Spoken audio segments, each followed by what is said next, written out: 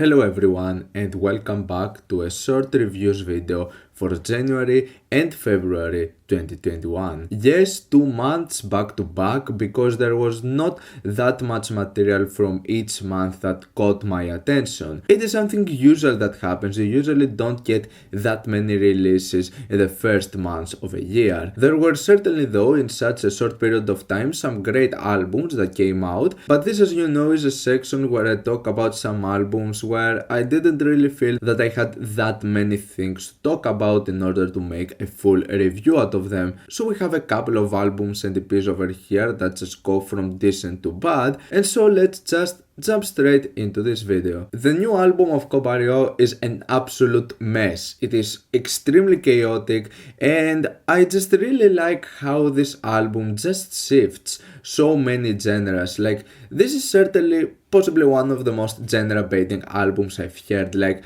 it is really crazy how many genres even one song can change in such a short period of time. Obviously the main elements and influences are J-core and speedcore, but you also get portions of like metal, others of like jazz, you get like house, hard bass, trance, techno. There are so many different styles of electronic music, and not only just electronic music, that are just all put together in this album, and it makes for a really bizarre experience, possibly the most bizarre and the most intense and chaotic album from Kobaryo I've heard. And this comes mostly from an artist that is known for making some really messy and chaotic stuff over the years, but I think that this one takes the cake.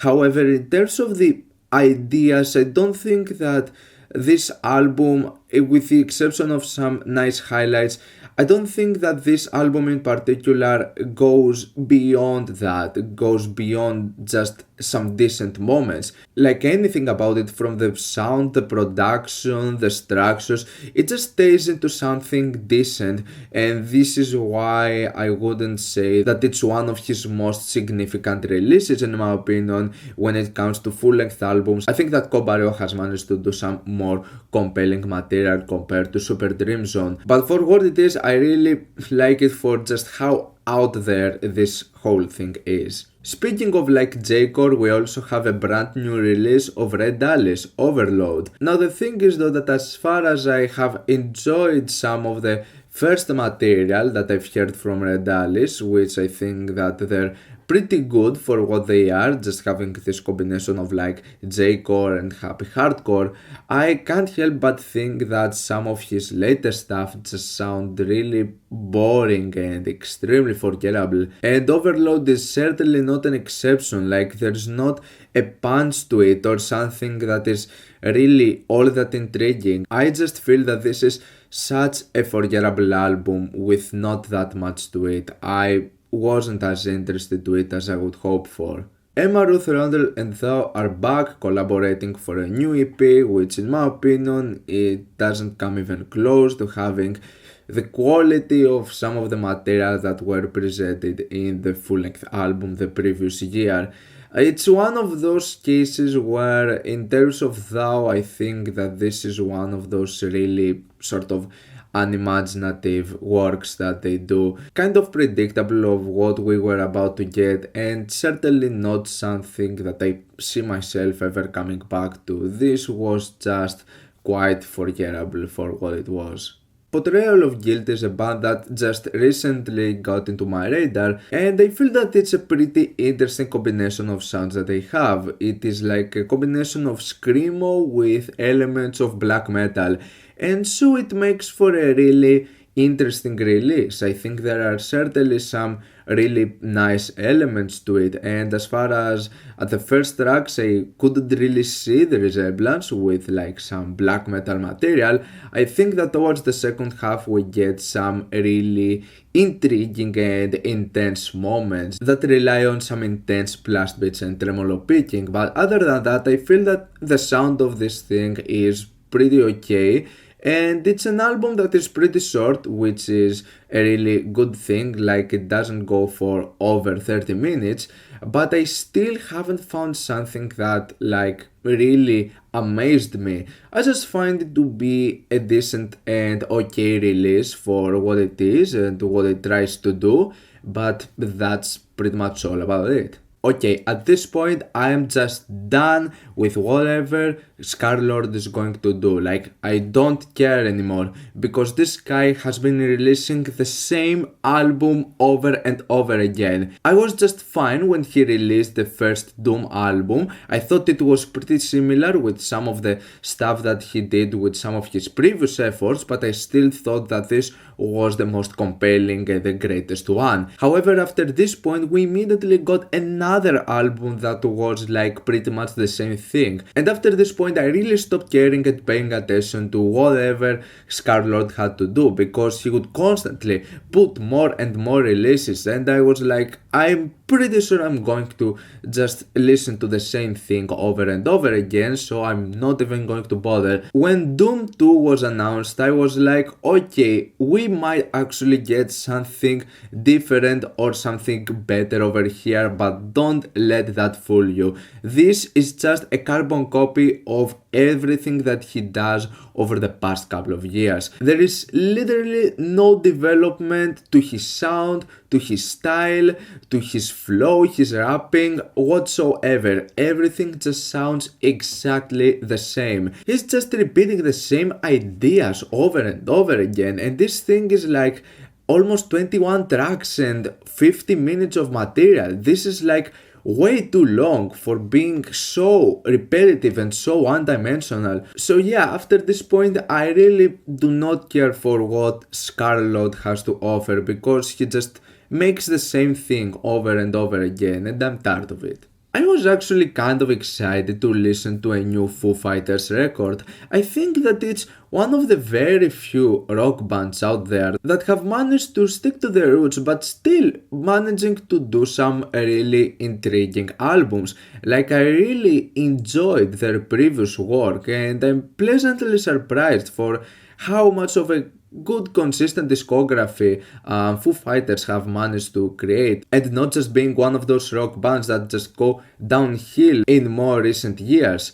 However, I couldn't say that I was really that amazed with what Medicine of Midnight had to offer. There was nothing really bad or abysmal about it, but I just thought that the album was pretty forgettable, and at the end of the day there was not something that really stuck in my head out of this album. I thought that it was really bland from the melodies, from the whole sound and production. It was just a pretty okay and standard modern rock album that didn't really do that much to me. This is another one of those albums that I truly get the praise that I get, because this is such a technical and avant-garde death metal album that has some really bizarre structures and some amazing performances to it.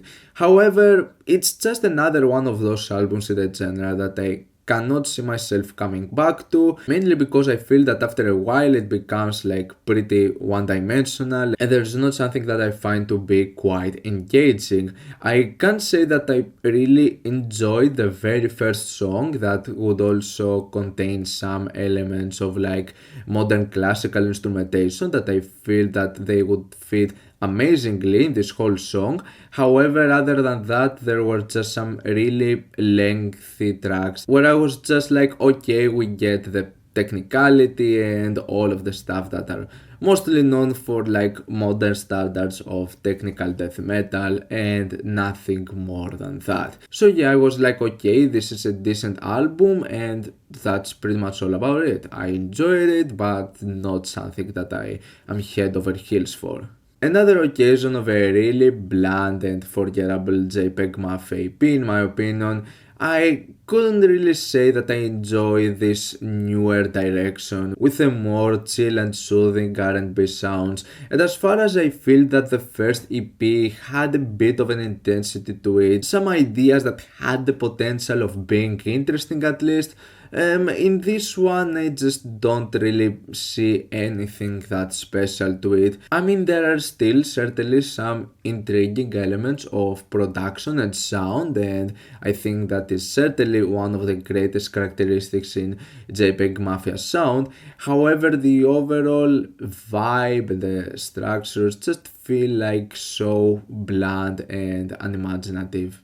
This is a deluxe edition of the previous Trippie Redd album, and it also has Travis Barker, and yeah, this is Trippie Redd going rock. And yeah, I was just expecting that I was going to shit all over this album and that I wasn't going to like this at all. However, I'm just really pleasantly surprised for how okay this whole thing sounds.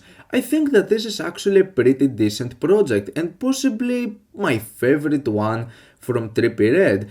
I was never like such a huge fan of his music and the whole instrumentals that he would use, and I think that his voice with the way he sings and the autotune passages, I feel that they're just simply okay for the most part, like nothing that gets extremely annoying, and I feel that his voice works somewhat well with some of those instrumentals, which by the way I also enjoy the rock instrumentation over here. I feel that the sound and the production is pretty decent to this thing, so yeah, kind of pleasantly surprised with this one. It's obviously not a masterpiece, it's not an amazing album, though what it does, but the results in my opinion could have certainly been much worse. This is the second album of King Gizzard and the Lizard Wizard going Anatolian rock, and if you have heard the first one, you pretty much know what to get with this one. Like, there's nothing really all that new, they don't develop their sound even further. I feel that this is another album though where we get some pretty interesting ideas, and that this is certainly one of the better releases from King Gizzard. I feel that this album is certainly interesting, like it's another one of those albums that I don't really love, but for what it is, I dig it. Speaking of Anatolian rock, I saw a lot of people praising and hyping up the new Atlan Gun record, so I got into it with a few expectations and really curious as of what I'm going to get with this. However, I don't really know, I expected more out of it. I'd say I was a bit thrown off by the synth pop sections.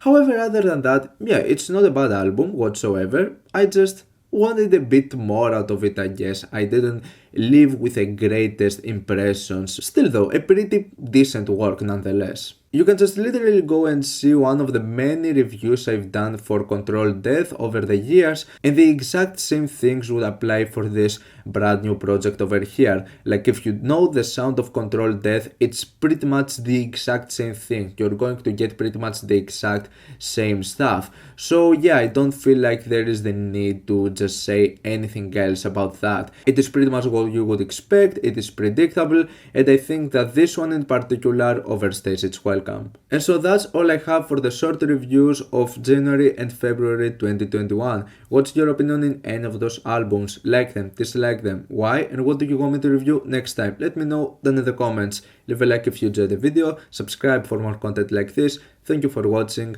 and I'll see you all in the next video. Goodbye.